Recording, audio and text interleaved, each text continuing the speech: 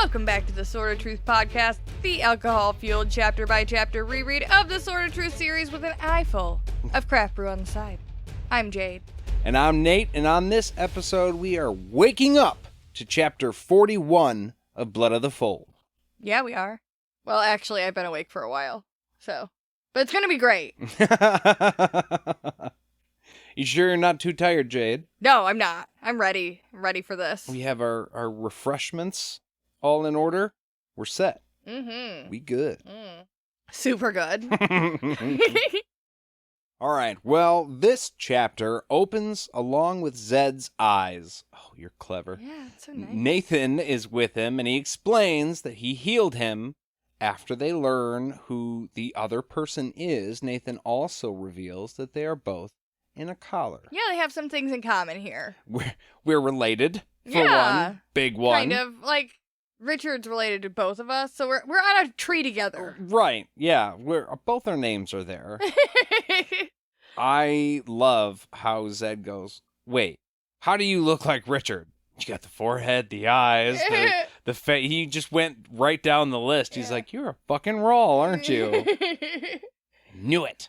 And they have a little convo about being old, and I just want to, like, real quick, have a little introduction. The other day, me and Nate had a conversation that I felt would have fit very nicely here, and I thought maybe for a split second he had read ahead, and that's why we were having the conversation, because he asked me how old Zedd was. And we went into long depth about how to figure out how old he was and shit. And no, it wasn't for the book, was it, Nate? No, it wasn't. That was actually because I was making a D&D character, and I just wanted a general on how old wizards were, give or take. Somewhere between Zedd and Nathan is what I was going to shoot for this particular wizard. Okay, and then that led to a conversation also about Nathan. So, and I never ended up doing it because we started talking. Yeah. Well, it was a big conversation. We talked about, there's some basis based on like when the walls went up, how old Zedd was when not the walls, the boundaries. The boundary, right? Yeah, from Dead of Bones. From Dead of Bones, you kind of get a good grasp of maybe how old he might be. He's not as old as, say, Nathan, who's been at the Palace of the Prophets. And right, then close to 1,000. Right, and then that led to the mystery of why the fuck is Nathan at the Palace of the Prophets in Aradahan? Because that's a whole other fucking issue. I feel like maybe we shouldn't dive into right now. Oh, you mean with like the bloodline of the Rawls and how that came to pass? Yeah, I mean, I think maybe that would be something for our patrons. Yeah, because I don't remember if they ever explicitly say. Yeah, no, I mean, we don't know everything we know in later books about the Rawl line, necessarily, so I guess we can't really get into most of it right now anyways. Right. But if you have thoughts about it, we would love to know, because I kind of do want to get into it at some point soon, because I have questions. Let's just say that. So Anne enters the room at this point with Holly, and Nathan says she is the one who put it on him. Hey, it wasn't me, man. She made me do it. If you're angry at somebody, her. We're family. I mean, I don't want to pick a fight with you. It was definitely her. I have the collar on too, okay? Okay? Right. That's got to be why he did it. I know you're going to view me as a bad guy because I'm fucking smart and I'm a prophet and, can see things like that.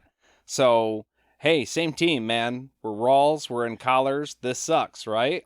Well, he's not a Rawl. He's a Zorander, but you understand. Yeah. Well, I think it's also a little bit of I don't know. He knows that he's going to be talking to Anne. He's going to be kind of seeming buddy-buddy with Anne while in the collar. So he's got to, try and make Zedd trust him still, even though he's going to be kind of talking to Anne, no, yeah, man, we're in this together. I'm just making the best out of a bad situation, okay?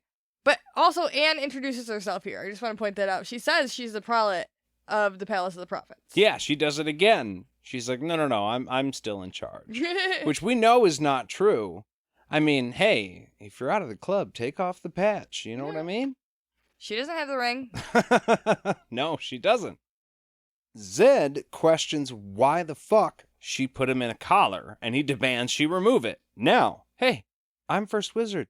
take it off. This is totally unnecessary. Everything we've heard about this situation up until this point says that this shouldn't even ever happen. It's totally wrong. And she says, hey, it's necessary. Of course, he's mad, so he starts for her, and then when Nathan moves to stop him, Zedd knocks him back with magic, like he was gliding on ice across the room, which means he has the Radahan on, but he still has control of his magic. Or at least they're allowing him to have that. Yes, I think that's what's happening. It hasn't been cut off yet. Right, but it's on there, and he gathers magic, he shoots fucking lightning through the room and back into the collar, and he's trying to break it, but it doesn't work. He does get a measure of the other three's ability, that is, the other three magic people in the room, and he gathers himself to try again, and he finds his magic is cut off. Yeah, she's like, okay, we're done.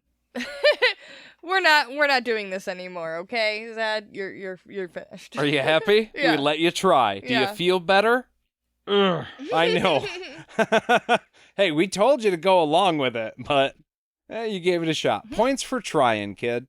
During their interaction, Anne keeps making comments about how she let Richard stay with Zedd and could have taken him as a child, but didn't because, then Richard got to grow up with Zedd and have that real good life that Zedd was very proud of giving Richard, as if that were a gift from Anne to give. You weren't supposed to take him in the first place. What are you talking about? Right? That was a non-option. Why are you acting like you could have taken him as a child? Fuck, you could have kidnapped him. Oh, yeah. Child abductor? Yeah, okay. It's not any better. No, it's not. That was not a nice thing to say. Yeah, I mean, it's a fucked up thing to say, is what it is. And she also makes a weird joke about how Richard was such a handful, too. Like, I know I abducted your child, but boy, he fought, huh? Yeah. We got him, though. Yeah, we did. He's stubborn, huh? What? Well, obviously that doesn't go over very well. Zedd knows he's at risk of breaking the wizard's third rule. Finally, it's been said. It's like toyed with here. Essentially what we get from it is that he couldn't keep a handle on his reason. And that's the only way to break the third rule. He's losing his temper. Is to not have a handle on your reason. Right. Basically, is what we get from this. We aren't explicitly told what the third rule is, like, in flat-out language, but that is what it is, yes. That's the meaning behind it. Yes. Right. And so, we were off a little bit. Now, look, we know what the wizard's third rule is from before. This is previous knowledge. Yeah. So going into this book, I was just trying to find specific examples of where this is. I probably should have kept the wizard's third rule. Like, I probably should have, like, a sticky note of the rule on the side of my computer while we're doing these. Just so it so sticks out there, yeah. Yeah, I've heard it. I know what it is. Did I remember that I was looking for that specific rule throughout this book? I'm gonna be honest, no, not really. Well, and we talked about going with your instinct before, and we talked about doing what was, like, right, even if it was wrong, and there are a bunch of softer examples, I guess I would say. Richard almost fucking that chick. Right, for a couple minute. of times. Yeah.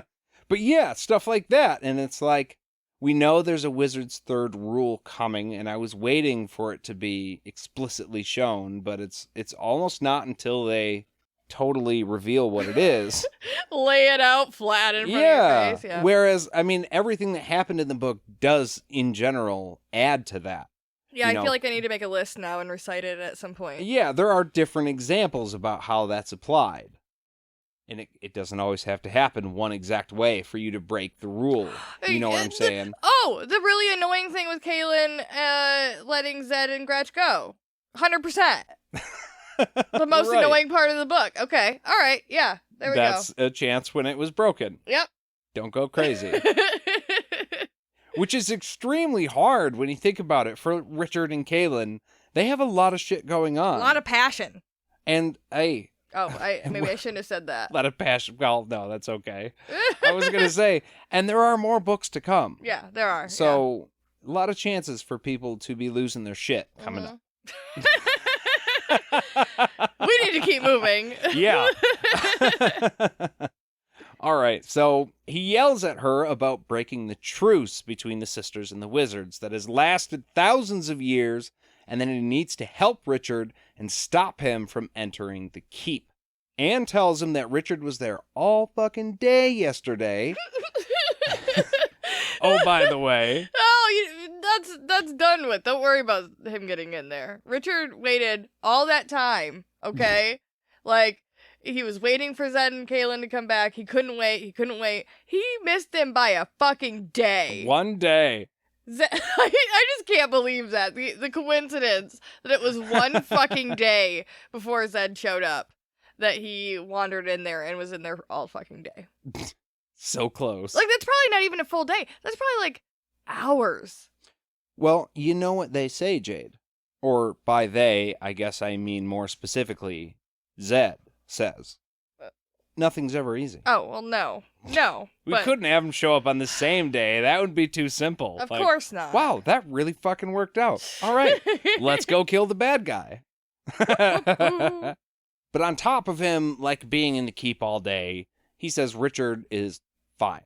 Not he. She. She says to he, because she is Anne, who is speaking to he, who is Zedd. Yeah, and saw Richard in town earlier and knows he's fucking fine. First try. Yeah. Zedd needs to have more faith in him. Hey, you trained the boy. You got to, like, help raise him. You know what he's made of, and you know what he's capable of. So just, trust it, man. Go with it. But I think that's a little easier to take when you're not in a collar. Yeah. And, when you've already had Richard in a collar and we're kind of controlling him for like a year or whatever. It doesn't go down very easy, no. But they have other more important shit to do, and they have to go. Immediately, Zedd goes middle finger rockets. He refuses and says, I'm not going anywhere with her. I kind of imagine him like crisscross applesauce sitting on the floor like, right. Fuck you. Like he was hungry and he was not going to do the mission until he was fed. I'm sitting right fucking here. That is a good point. Nobody gave him any fucking food when he woke up from his head wound. Right. Man's going to be upset. Dude's hangry. He was hit in the head. Yeah. He's locked up now. He hasn't eaten in at least an hour. He's not going to see Richard. That's the perfect explanation. Zedd is hangry. Yeah.